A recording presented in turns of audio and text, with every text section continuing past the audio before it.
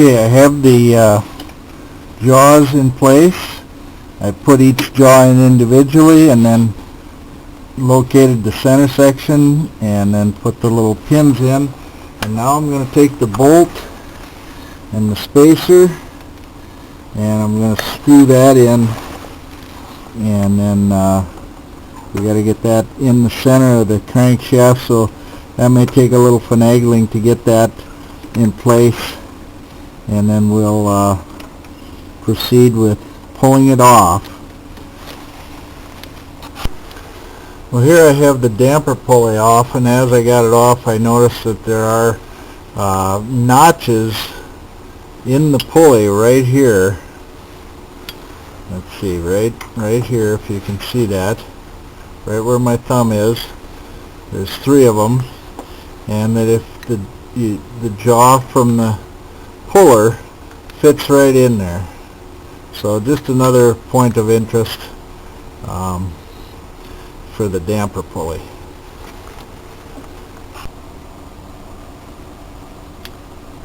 We're going to take the cam belt tensioner off now, and there's 2 13 millimeter hex head bolts on there.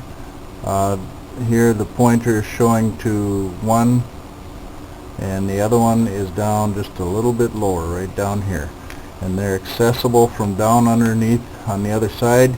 You can either get at it from underneath to loosen it, or you can reach down there with your wrench and you can probably turn it that way. The other thing that I've done here is I've taken the crankshaft dampener pulley bolt and screwed that back into the crankshaft now that the damper pulley is off. I also have got a 12 millimeter, or I'm sorry, it's a 19 millimeter hex bolt that fits this bolt, or a hex nut, and screwed that on there. It's just a little bit thicker than the thickness of the dampener pulley, so it won't bottom out and damage anything. And that allows me, by tightening that up, that allows me to turn and get the timing marks on the crankshaft belt pulley down in place, and up here on the crankshaft on the camshaft pulleys also, right here and here. And those timing marks, in this instance, my bottom mark is right on point to point with the casting on the engine and the pointer on the crankshaft pulley, but my marks on the top 2 on the crankshafts, or I'm sorry, the camshaft pulleys at the top here, the mark on the sprocket, the groove on the sprocket is right in line with the right hand side of the groove in the housing. Now I've placed the belt tensioner in the vise, and they say it should slowly compress it. It takes probably at least 5 minutes. So what I'm doing is I'm just turning the vise maybe a tenth of a turn every 15-20 seconds, or it might turn a little bit, and then I'll just leave it set, and just taking my time about doing this. And then also you want to make sure that this is located right, so that when this gets into place you'll be able to put a pin in it. In this case I've just got a nail here I'm holding, and that will fit down into the housing, and it'll also fit in the plunger that's being compressed. And then when you put it back on the vehicle, it'll be compressed, and when you get everything in place, then you pull the pin out, and that will allow the tensioner to tighten up again. So there, give it another little turn on the vise. So we're getting ready to remove the water pump. The belt is off, the tensioner is out down here. This is the water pump pulley, and also notice there's some pink leakage, and down below here there was some other powdery stuff that's the same color as the antifreeze, and it appears there might have been some leakage in there. So we're going to remove the water pump. We're going to get a little catch container in case there's any water in there and put some rags under there. The system should be drained down to the point where there isn't much, but we'll see what we get. There's 6 10 millimeter hex heads on here that come off. The one down here where there's a little bit of leakage, and then there's 3 basically on the bottom and 3 on top of the pulley. So here you can see the old and the new water pump, the front and the back. And what I've done here, when I took the bolts out of there's actually 10 bolts on that, and there are different lengths. And so what I actually did was took the new water pump and set it up on the can here, and then I replaced the bolts in the holes they came out of. So you can see on the right hand side there's some short bolts, and on the left hand and in the front there's some longer bolts. And then if I turn that a little bit, you can see another shorter bolt. So then when I got that out, I took and moved the bolts from the new water pump that I used when I took them out, and I put them back in the old water pump. So now again I have them located, so when I install that new water pump they'll all go back in the right place. You can see the gasket here, the O-ring type gasket that fits in here, and as long as your surface on your engine block is clean and smooth and no scrapes or anything in it, that should provide a tight seal. On the old water pump, that O-ring was pressed down flat, and on this new one here it sticks up so that when it's screwed down it'll provide a good clamping and leak prevention. So I'm going to start putting that back on, just a reverse process of what the old one was.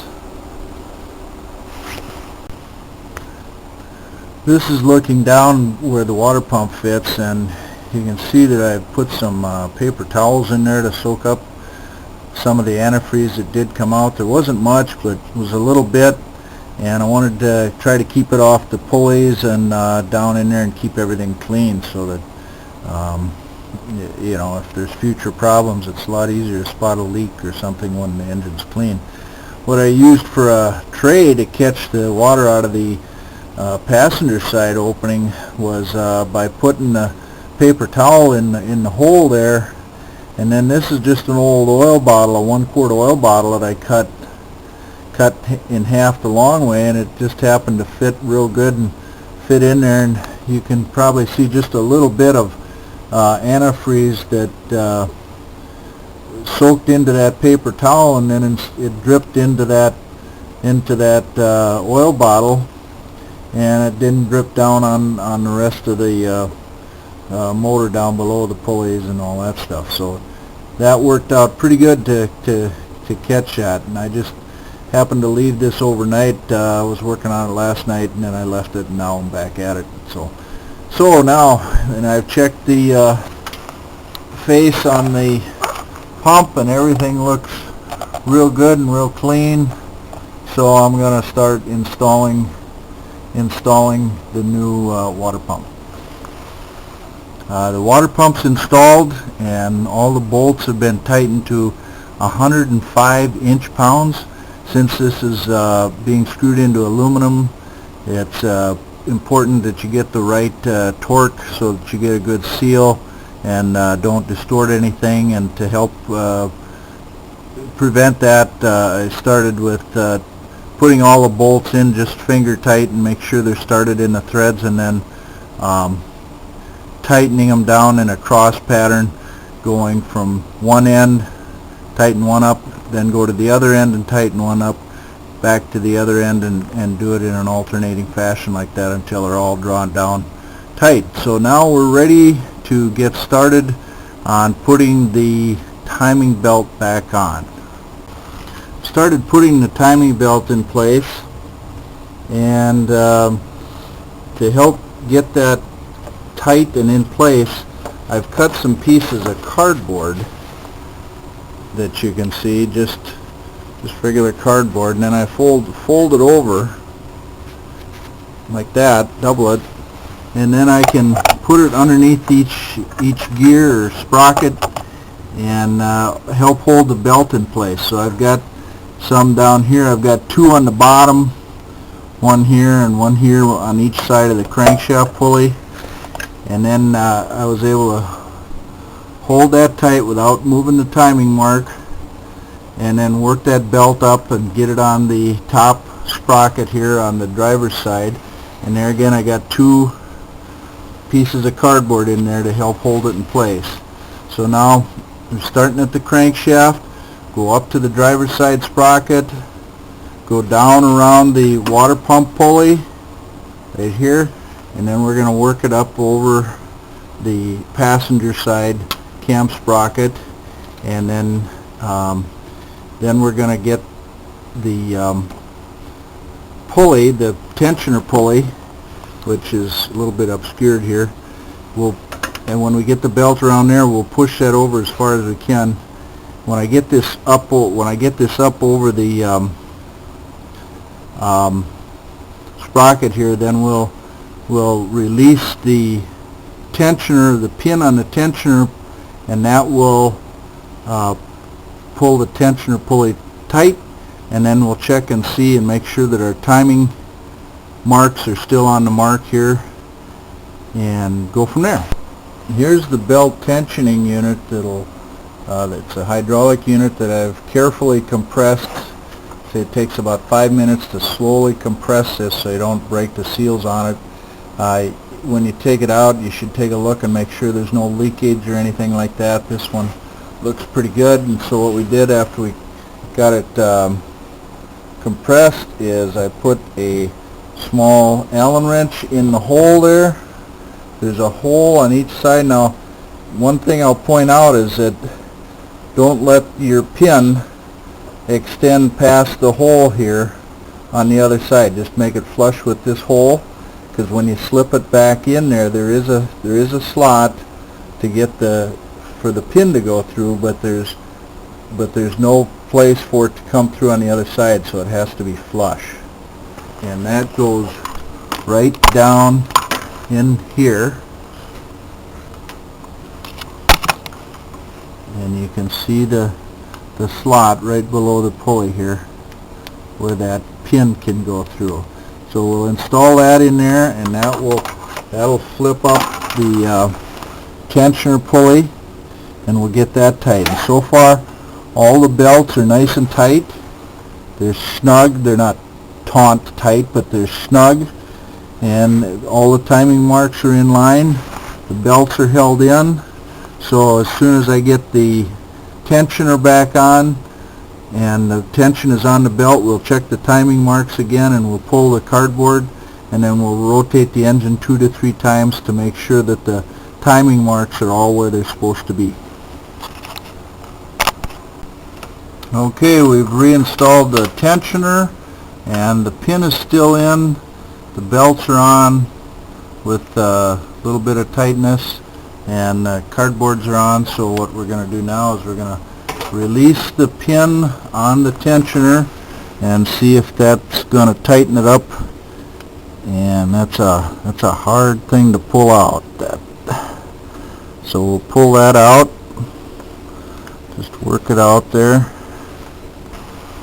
Okay, and I got the pin out, and all the cardboard tabs are in place yet, and it appears that all the timing marks are still in place from right where they were on all the sprockets, including down at the crankshaft. So now I'm going to remove the cardboards, and then I'm going to turn it over using that bolt on the crankshaft nut down here on the crankshaft, and turn it over 2 or 3 times and check to see if those timing marks stay in place.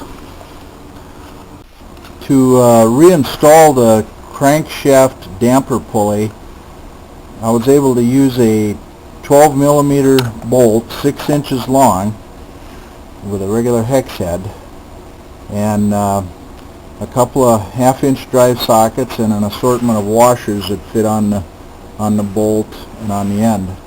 And what I did to determine the size of that bolt, make sure I had the right one, because the pitch makes a difference, and I believe this was a .75 metric pitch. It's a metric bolt. The head is actually takes an 18 millimeter socket, but it's a 12 millimeter thread. And what I did to get that was take the crankshaft pulley bolt out, and then I took it to a hardware store, and I found that they had metric nuts, and I found a nut that fit it right, and it should spin all the way onto the bolt, because sometimes they'll screw on a couple of threads and then they'll stop if the pitch is different. Well, you got to make sure that you got the right one, so if you spread it all or spin it all the way on to the bolt, it should go all the way down easily.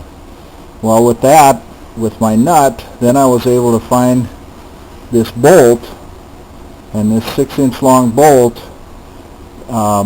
What I did then was slip this assembly with the 2 sockets on and the washer, put it through the hole in the pulley, slipped it down in there, and the fans are off, of course, so you got just enough room to work in there, and started the threads. Make sure you've got that bolt threaded in there, not all the way, but part of the way. You're going to have to get about half the threads in, and so you can tighten it up the rest of the threads. So you can only tighten it up a little way at a time, and then you'll have to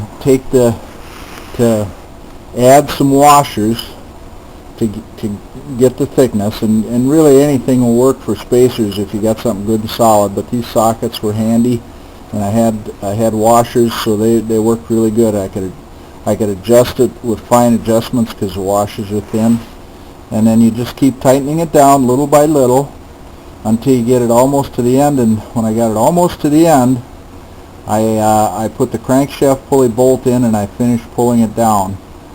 And then I took my my holder, my crankshaft pulley holder that I made, and the torque wrench, and I torqued that back down to 70 foot-pounds, and so that should take care of the damper pulley installation.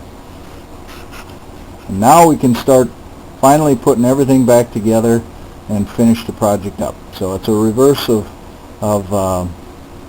what was shown earlier, and then you try it out, and that should take care of it. Good luck.